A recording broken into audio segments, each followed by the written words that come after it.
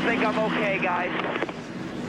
Back at California Speedway, hard crash in the corner of the 88 car of Brad Keselowski. Heavy impact into the wall. Couple of cars involved.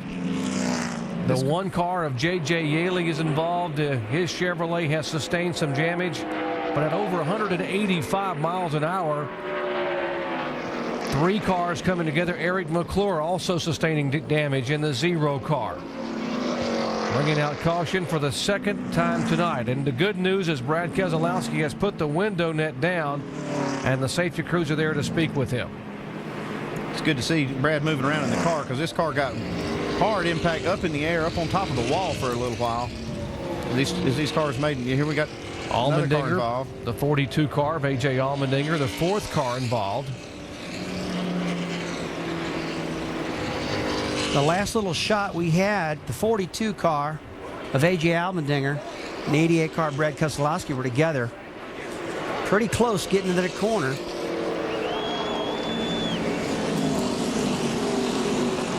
This all started way back in turn 4. These guys battling in the pack for position. The 1 is Yaley, the 88 Keselowski, the 42 of Allmendinger. 88 car Keselowski, it's a big run off of turn 4. It's a big drag race down into turn 1. 3 wide, 4 wide, and that's not what you want to do. And he gets tagged in the right rear quarter panel. Allmendinger does, and Keselowski's like, where did this come from? I didn't even see that one coming. That was just one freak accident, and the 1 car got in the back of that, and that's what started the whole thing. Yeah, Brad Keselowski really got blindsided. He didn't see this coming at all. You see this 42 car gets sideways, gets into the right rear quarter panel, and then this 88 car just slams the wall, went up in the air. Guys, I don't know if I've seen a harder wreck before going into turn 1 of my life. Thing on fire. Again, the soft wall that NASCAR's got at most all these racetracks really held up, and it was a great thing. And we saw Brad get out of the car. That's great. And boy, I'll tell you what, that reminds me of some bad accidents we've seen in this sport in the past. But thank gosh the kid walked away. Terrible impact. It gives you a sense of how fast these cars are going. Entering this corner right here, you see that car just hit the wall, get up in the air. These cars are going over 200 miles an hour getting into that corner. Actually danced on the hood of the 42 cars, what kept it up in the air, and Keselowski's car was along that right rear tire, along the soft wall at safer barrier, then came back down to rest there. It's a scary crash, guys. I hate to say things like this, but it reminds me of a long time ago when Dale Sr. hit the wall at Daytona, a hard impact like that. And this is Dale Jr.'s car. But it looks like everybody's okay. Brad's shooken up pretty bad. Brad Keselowski awake enough to be able to put the window net down and talk to the safety crews there. And we certainly are not going to speculate, because they're being very ginger with his feet and legs, because you see how the front of the car with that kind of impact, at, as you said, Andy, almost 200 miles per hour. They have a safety cage in there, but obviously his foot was there on the pedals underneath in the cockpit. Let's watch and listen here to what happened just a moment ago.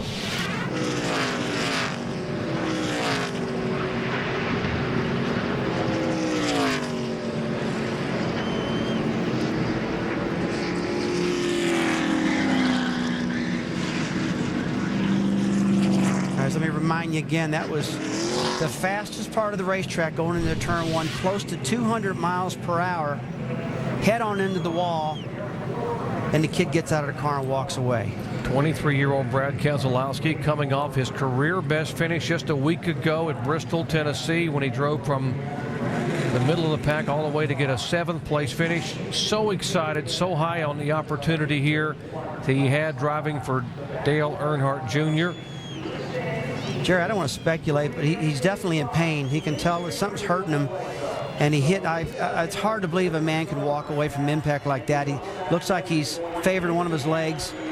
Maybe something, who knows. When you got that kind of damage right there on that left front, it's right where the driver's legs and all that is, and you see the damage there. So could have just banged his legs against some of the pedals or the steering column. And they just want to make sure they take good care of him until they get him to the care center. Definitely maybe a big bruise or something like that, because an impact like can definitely hurt your leg and not break your leg, Jock. Kevin Moss, you saw a moment ago, had the red flag out. The cars have been stopped on the racetrack. We will get you an update as soon as we can on Brad Keselowski. Again, a violent impact here that has produced a caution for the second time tonight. This coming out on lap 67 in turn 1. 42 car up underneath the 88 of Keselowski, comes down off the barrier and comes to rest. Back in just a moment.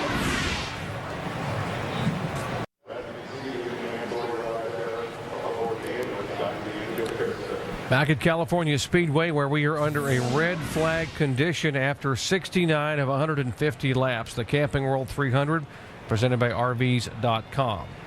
We're continuing to pick up the cars that were involved in a grinding crash here on lap 67.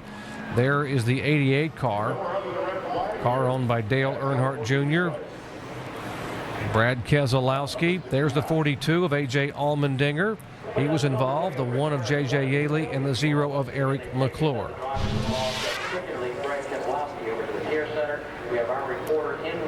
Here's the incident. Now watch the speed here in the 88 car. Watch as they go into corner over 185 miles an hour.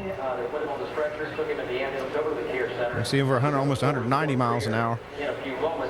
Gets blindsided by this 42 car. Car on its side, up on the wall, still going upon impact right at 100 miles an hour as it came across the hood of Allmendinger's Dodge. And now comes back down across the racetrack. Another look looking across turn 2.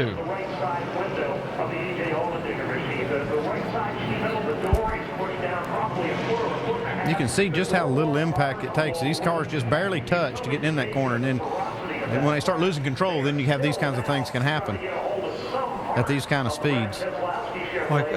Think hitting that wall when it was concrete, though. I mean, this soft wall has just been so good for these drivers and everybody. I mean, they tell us that it takes close to 40% of the impact out of a driver's body when he hits the wall. And for sure, Brad really tested that wall that time. That was an incredible impact.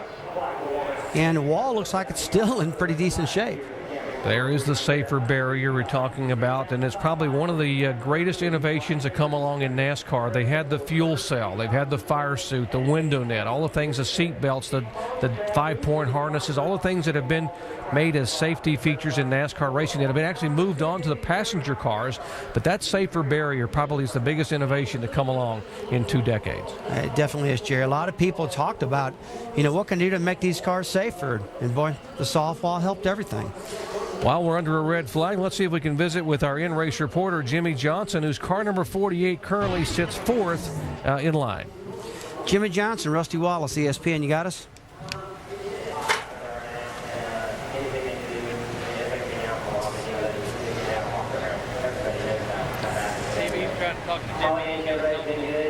Jimmy Johnson, Rusty Wallace, ESPN, you got us?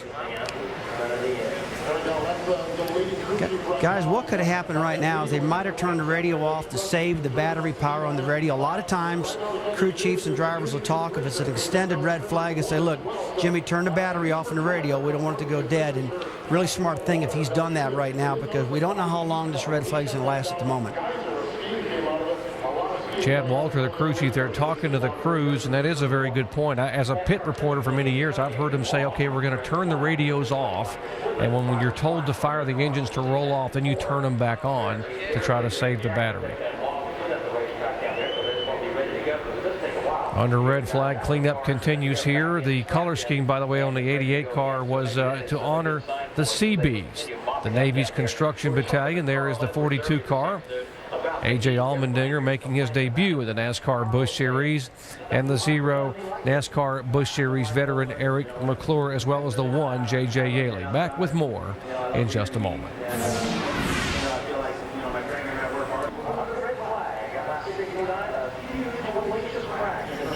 Great IndyCar coverage coming your way from Belle Isle in Detroit. They go back to the winding road course there in downtown Detroit. We are back here at California Speedway under a red flag, and now NASCAR is allowing the drivers to climb out of the cars because of the heat we have had here today. If you just joined our coverage, we had air temperatures approaching 105 degrees, track temperature over 140 at midday. It has cooled off, if you can call the mid-90s cool. These drivers have been inside these cars, and now they're allowing a crew member, 1 crew member per car, to go to bring water to service a driver. Brian Vickers, they're talking with Jeff Burton, having climbed out of the car. Denny Hamlin talking to one of his crew members. And these cars are so hot inside, especially when they stop, turn the engine off, there's no airflow. They're like a sauna inside. And so NASCAR did the smart thing by letting these drivers get out of those real boiling hot cars and cool off a little bit. Because here in California, it's still hot out, close to 90 degrees. We are under the red flag because of the repairs that are taking place now to the safer barrier, the soft wall up there in the turn, where the impact involving 4 cars has produced the second caution flag of the night. Heavy impact on lap 67. Again, the 4 cars involved, the 0 of Eric McClure, the 1 of J.J. Yaley, the 42 of A.J. Allmendinger, and of course the 88, the most serious impact was taken by the 88 car, Brad Keselowski. This is the accident on lap 67. Coming down through the tri-oval area, entering turn 1. Watch the contact. 4 wide getting into turn 1. Guys, just a tough accident right there. Just amazing. The soft wall, we talked about it. How good the soft wall stood up. You saw him a little while ago, just welding on it just a little bit. Still had a great shape. And NASCAR's been through enough accidents right now with the soft wall. They know if the welds are broken at all, they're going to red flag it and fix it, and that's what they're doing right now. But the thing did just an incredible job holding up. Let's take a look at the speeds here getting into turn 1. 185. Close to 190, pushing 190 right before he starts getting out of the throttle. A lot of speed. He doesn't see the 42 car coming and gets him in the right rear quarter panel. And look how fast the car starts slowing down when it gets a wall. Almost a 40-mile-an-hour drop right on the impact. These soft walls have really helped a lot as far as taking the energy out of these crashes, but they are a little fragile, so to speak. They have to go back and fix them when they hit them really hard. Sometimes it's made out of aluminum. It's like a tubing, and they got that styrofoam behind them. They can go back in there and just re-weld that stuff and replace some of that foam and make it just as good as new. Brad Keselowski in the 88, making only his 19th start in the NASCAR Busch Series, his 6th of the year in the 88 car, the JR Motorsports, owned by Dale Earnhardt Jr.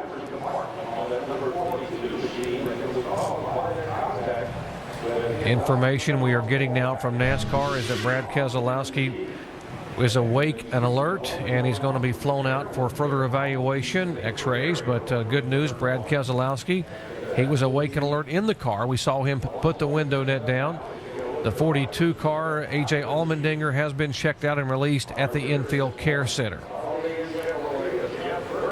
As a driver, Rusty, when you're standing by your car and you've just witnessed that kind of impact, how does it affect you? Well, it really makes you think if the guy's okay, which it looks like he's, okay right now. Maybe a leg injury or something like you said, Jerry. We're not for sure yet, but you're thinking about the accident. But, after you know everybody's okay, you start thinking about your car. How's the car handling and what can I do to make it better? And right now they're allowing one of the crew members to come out and talk, and they're discussing what they're going to do. And you're really thinking now about how am I going to make my car better with 81 laps to go. Drivers trying to get fresh air. Let's check in where Dave is caught up with the driver of the 0, Eric McClure. Yeah, he is with us, Doc, right here, and if you guys can roll tape for him, he said he'd be interested in seeing it. Obviously, Eric, you were on the extreme outside heading into turn 1. From your vantage point, what happened there? Well, the hefty Chevrolet's been off the pace all weekend. We were struggling mightily just to meet NASCAR speed requirements.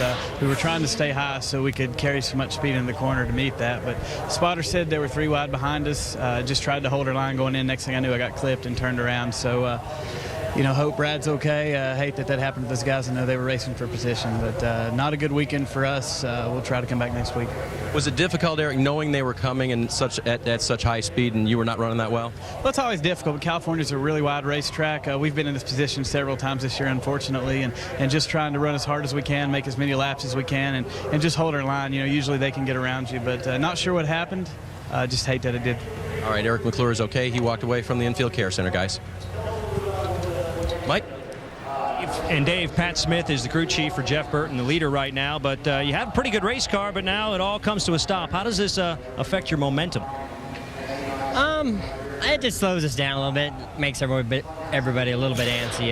We'll come in, put on tires, and go back green and see what we can do with it, see where our balance is. I mean, we know where we're at with this set of tires, and I don't think expect the track to change a whole lot the rest of the evening. So we're zeroing in on it, and we'll just competition will be getting better also. So. This car looks pretty good, Jamie. They passed a pretty strong Brian Vickers car not too long ago. I expect they'll be there at the finish. Jamie? And another driver I expect to be there at the finish is Greg Biffle, who's won here 3 times. I'm joined now by Eddie Pardue as crew chief, and we're watching the drivers. They're kind of taking a powwow out there. Some of them look like they're having a picnic out there, but I was going to ask you the same thing, Eddie. How does this change up your guys' momentum and your focus when all of a sudden the race comes to a halt and the drivers are just kind of not thinking about what's next right now? Well, the 3 and 4 Fusion's pretty good, but that 10 and 29 are, man, they're pretty strong. So we're working on a game plan, working with our tires, trying to match them around and see if we can't have something for the end. Greg's pretty good here at California, so if we can keep him up front, maybe we'll have something for him. Well, on the radio before that, he sounded like he was in good spirits. So when we get back underway under green here, Greg Biffle will be 3rd. Shannon? I'm here with Matt Gimble, crew chief for the number 12, Ryan Newman car. You guys qualified for this race 4th, running as high as 2nd. Now you've dropped to 7th. What is Ryan saying about the car right now? He's just been loose on this on the set of tires we put on there. Started the race tight, and not quite sure why, but we're gonna make some adjustments here, and I think car will be fine after that. All right, Ryan Newman going for his first win here tonight. Dave. Shannon standing by now with A.J. Allmendinger, who has walked away. Are you okay? I'm fine. Pride hurt more than anything.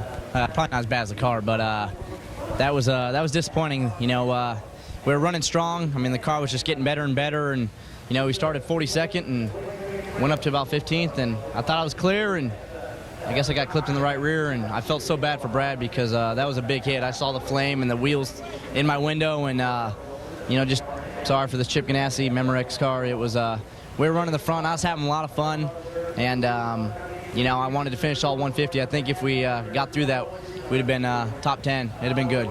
Getting laps, of course, was your big goal tonight. Talk about how difficult that is, going down into turn 1. You're coming up on a much slower car on the outside, and hearing from your spotter. Was the response, or was the spotter talk to you clear?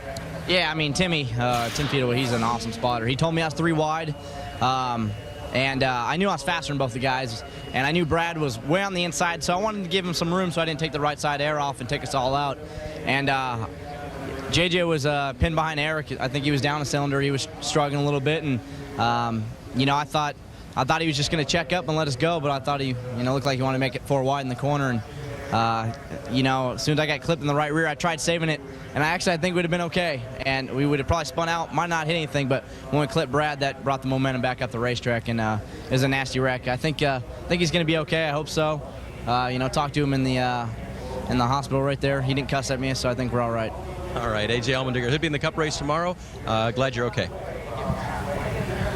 Brad Keselowski, the word is that he is awake and alert. He will be in that helicopter right there and airlifted out to a local hospital where they will do further evaluation. Got to believe they'll do x-rays on the lower extremities. You saw him talking to the safety crews at the car, and they lifted him gingerly out of the car, put him in the ambulance, and he will head out by helicopter here momentarily. Still under red flag at California. Back in just a moment.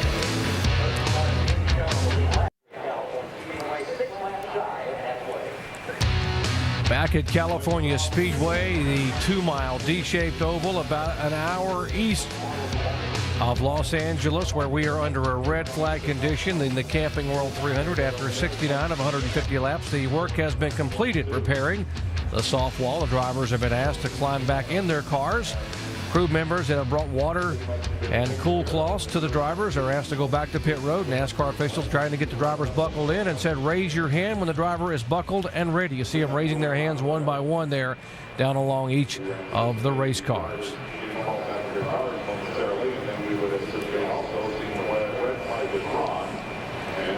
The incident that brought out the caution flag and eventually the red flag.